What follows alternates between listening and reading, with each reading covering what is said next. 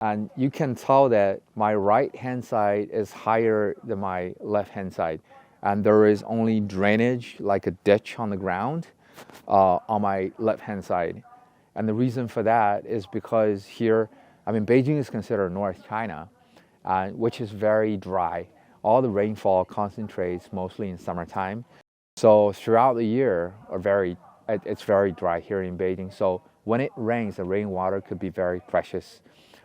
We can make good use of it for agricultural irrigation.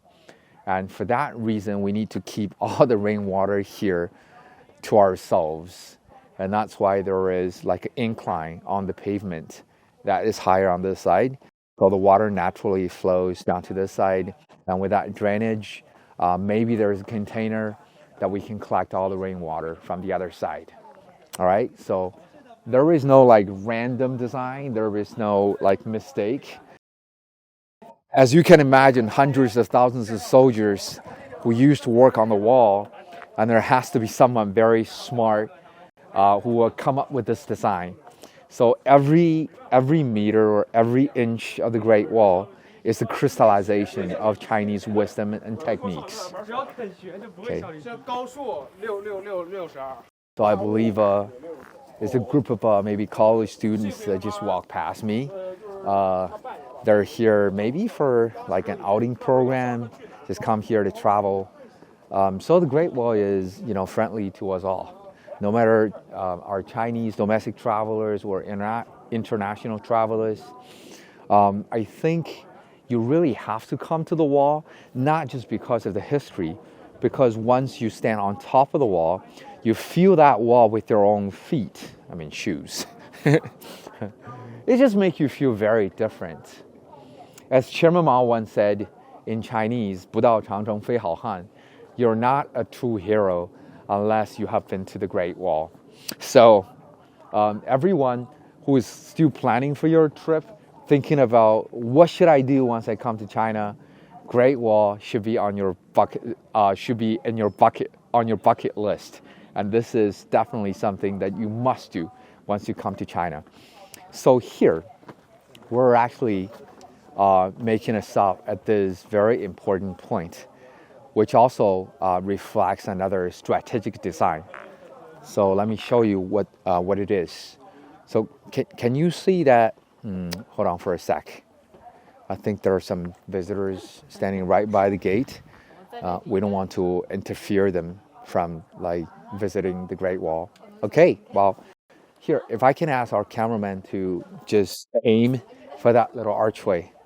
This is something very interesting because the Great Wall comes from that way and it goes continuing down that way. This is the main stretch of the Great Wall.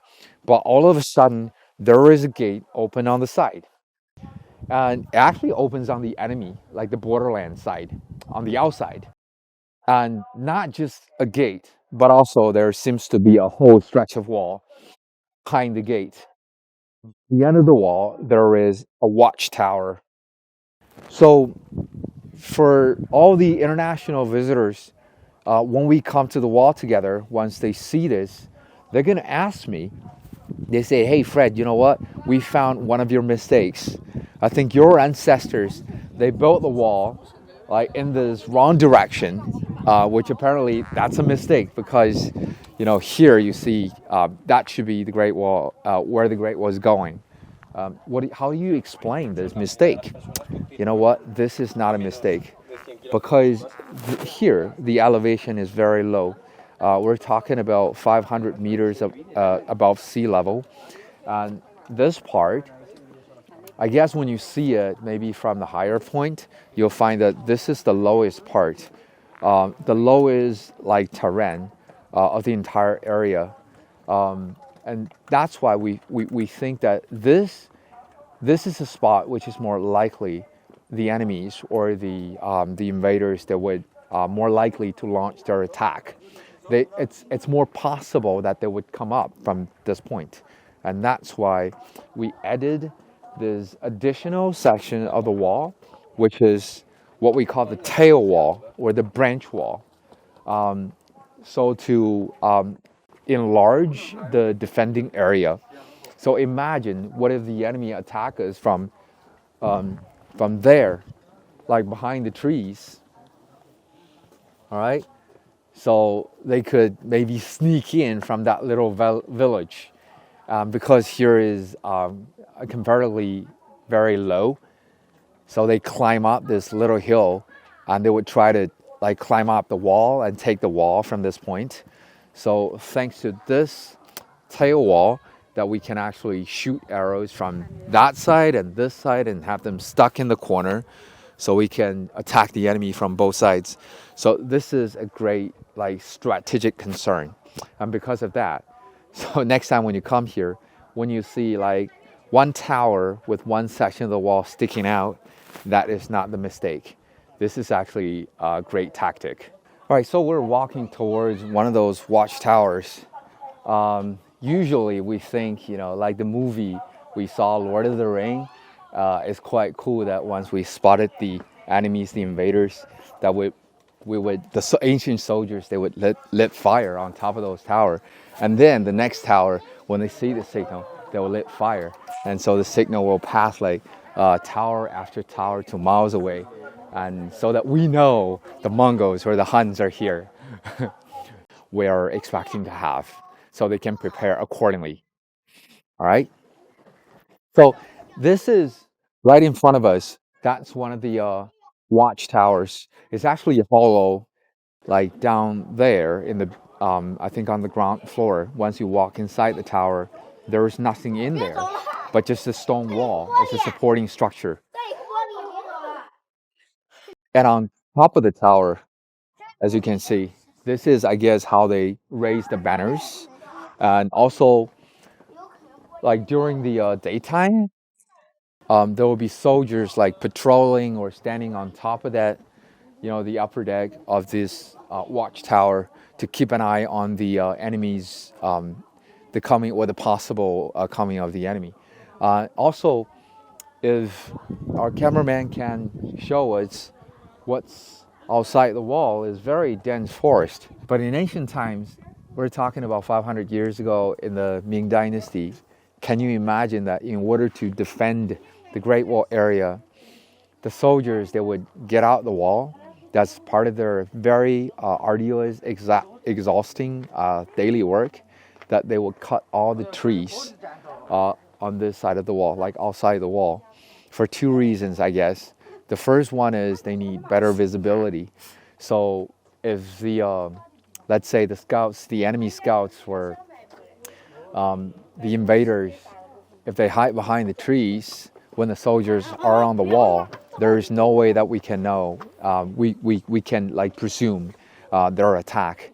But with this bare mountain and nothing as an obstacle, or like a barrier they can hide behind, it will be a lot easier for us to see them while they're miles away. So, and reason number two, we need lots of firewood. For what? For like warming the house, warming the watchtower in winter? No. I don't think the soldiers, they are allowed to lit fire inside the tower, because that would give out their position. And also, back in the Ming Dynasty, I think we already used cannons and firearms to defend the wall. We're talking about giant or like medium-sized cannon. There was one that would just walk past. And also the portable hand cannon, or kind of a rifle, and that we need to prepare a lot of like arsenal, ammunition, bullets, and gunpowder. Okay, and reason number two, the reason why we need to cut the trees is because timber or firewood is what we need. But do we need to like burn them inside the tower to warm up the place in winter? No, I don't think the Ming Dynasty soldiers, they can. Well, that could be dangerous for kids to run down this way. So if you're here on top of the wall with your kids, all right, be careful. I mean, it's a lot of fun, like running their way down the wall, but I've seen accidents happen like that before. Okay, so back to the soldiers. When they're inside the tower, they're not supposed to lit fire, because fire would give out their position. And also there could be gunpowder or cannonballs, or we started using firearm from a long time ago, and even back in the Ming Dynasty. So we cannot lit fire inside of the tower. So the firewood is for the fire in the kiln, because we're gonna say goodbye to this side, and let's come to the other side, face the sun.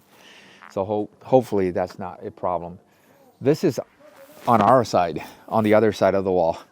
And I don't know where exactly those giant pits used to be, but I know, according to the history, there used to be giant pits, like large pits that we dug on this side of the wall, that we turned them into kiln, like a big fire pit. And inside that pit, we can fire all the bricks, by using a mud, and form them or molded them into like a rectangular brick. And those are the bricks that we use for the Great Wall structure. So we fire those bricks in the kiln, and by doing that, in order to make the bricks, then we need lots of firewood, for the fire.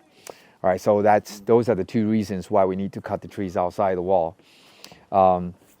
Okay, if you can follow me, we're gonna walk into this tower. Ladies and gentlemen, I think it will be very difficult for our cameraman to walk down the steps with that camera, and also it's very dark, like inside the tower. So just be prepared. We might have to end this shooting pretty soon. But here, this is very cool. So on top of the archway, there is a marble plaque. It actually carves. There is carving on it that tells you the number of this tower. So I don't think that you can see it from the camera, because the color there is no coloring of the characters. Yeah, it's identical to the to the background, but there is carving on marble. So we are walking now inside of this tower, which is a big destruction.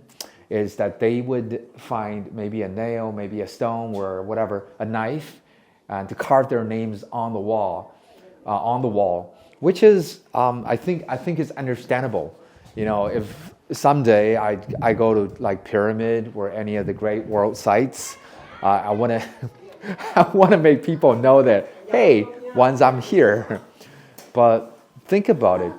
I think this is like a co-effort that we need to do together, because the Great Wall does not belong to me, does not belong to you or anyone. It belongs to all the human race. It belongs to every single citizen on this planet. In order to enjoy it, or in order to witness this, great structure from hundreds of or even 1,000 years ago, then we need to protect it together. And that's why I think the local authority, they came up with this brilliant idea. They actually put this giant canvas outside the wall that people come here, they can use a marker or a pen, just simply write their name on it. So because, it's like a piece of cloth, it's not technically not part of the wall. So it's okay for people to write things on it. You have your signature on the wall, at the same time, you're not damaging the wall. So personally, I think this is a great idea. But unfortunately, I don't have a pen on me. Otherwise, I'll write my name on that too. So some friends ask me, hey, Fred, so how long of the wall have you walked? I don't know, because I think my job, this guiding job, requires us to go to a lot of different sections. As our, as our friends, they would choose to go to different spots. For example, if you have come to Beijing, you know that we have the Balaoying section of the Great Wall. We have Juyongguan, of course, Mutianyu. That's where we are. We also have Gubeikou, Jinshanling, and Sima Tai. Those are actually over there. The Mutianyu is actually in this kind of the middle part of the Beijing section of the Beijing Wall. because in the very west there is this mountain valley. That's where the very famous Badaling is situated. On the other side, and there is like Weko and also Wangjinglou. That's actually the very further out section of the Sima part of the Great Wall. So from there, the Great Wall does not stop. It continues and connects with, it goes all the way to the coastline and Shanhaiguan, which is also known the first like pass in the world. So how long is the Great Wall here in Beijing? Or how long is the Great Wall here in China? I believe there are several numbers that I can share with you. Let's start from where we are. Here at Mutianyu, I said the open section is about 3 kilometers, like 22 towers. But I think as a broader definition of the Mutianyu wall, including all the wild parts that remain unrestored, the length of the wall doubles that. The total length of the Ming Dynasty Great Wall in Beijing should be 570 kilometers. All right, and that is less than 10% of the rest of the wall in China, because I believe by adding all the Ming Dynasty Great Wall together, the total length of that is up to 8,800 square kilometers. All right, but that is only the Great Wall from the Ming. Well, that might confuse you. And people are like, aren't Great Wall just one wall? We thought that is just one borderline that goes like forever in North China. No. If you take a look at the map of the wall, scattered in different dynasties, the Great Wall, rather, it's not in one line. It's rather more like a spider web. It extends to here and there, because from each different dynasty, we tend to have enemies that are from different area, like different threats. So, for example, maybe in the Ming Dynasty, they would like build a wall here, and in the Han Dynasty, they would extend the western end like much further to the west. And in the Qin Dynasty, they would, build like strong structure outside of Beijing, because to prevent the Huns from coming in. So there were different like threats in different times. That's why I think by maybe adding parts of the wall, no matter the Han or the Ming or the Qin, all together, the total length of that is more than 22,000 kilometers. I would say that for you. Wow. That's why we say that the Great Wall is the crystallization of Chinese wisdom and techniques, because we're talking about this man-made structure with this construction never ending for like almost 2,000 years. Of course, there used to be some dynasties who would skip the construction of the Great Wall. For example, the Tang Dynasty, because there was a saying that Tang demonstrated the peak of Chinese civilization, and also with this unparalleled power, the great forces, the military power, they would be able to defeat any of the invaders from no matter where. So there is no need for them to build this stone wall just to keep people outside of outside the empire. But I think mostly, very typically when there is a Han Chinese emperor who's in power, because I think the Han Chinese are known to be very mild, not aggressive. And I think as a very important approach of creating this national defense, the priority is to build the stone wall that goes around, our home. But was the Great Wall really effective? I mean, did the enemy, they pass the wall? Of course they did. I mean, it's a pile of like big stone wall, right? But at that time, there is no sign that here says no visitors. No invaders, please don't come to the wall. I think, take the Ming Dynasty for example. I think before the fortification or the reconstruction of this part of the wall in 1550, and that was during the Jing Emperor's reign time, there was about a force of 20,000 Mongolian riders. They came through the eastern section of the Great Wall, and that made the emperor like paranoid. That really threatened the emperor, and that's why after like negotiation and I think giving them a lot of gold and treasures and so that we can send them home, the emperor started this massive construction of adding another layer of the city wall outside of Beijing. But in the middle of the construction, they're short of money, so they didn't finish it. That's when Qi Jiguang, this great general, was called back from the southeastern coastline, and he was put in charge of like renovation of this part of the wall. So we're talking about like the whole stretch of the Great Wall in Beijing, and not just in Beijing.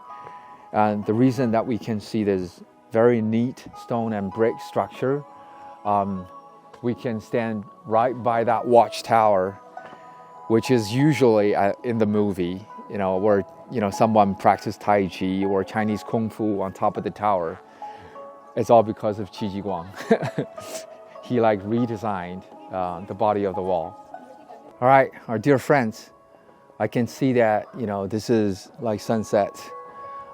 We came here like 3 hours ago, and we've been walking through like several towers, managed to cover quite a bit of the Great Wall, and I'm so very excited and very happy to share some of the information I know with all of you here. For so many years of guiding, I can't remember how many times I've been to the wall.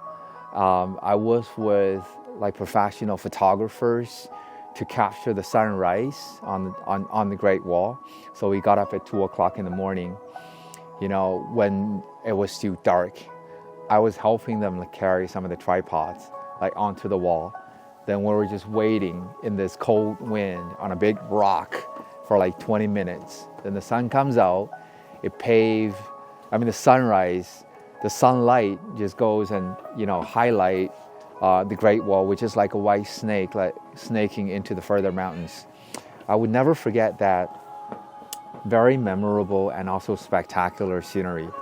So, and also more than one time that I accompanied friends from different countries to the Great Wall, and some they would cry once they're on top of the wall, saying that this is unbelievable.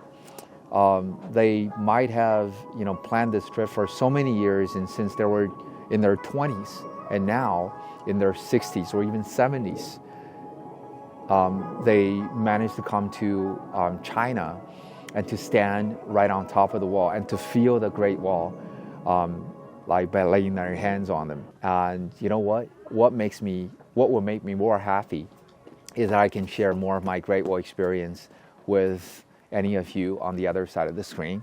All right, so I truly welcome everyone who's watching this video to come to not just Mutianyu section of the Great Wall, but any of the section of the Great Wall here in Beijing or in China.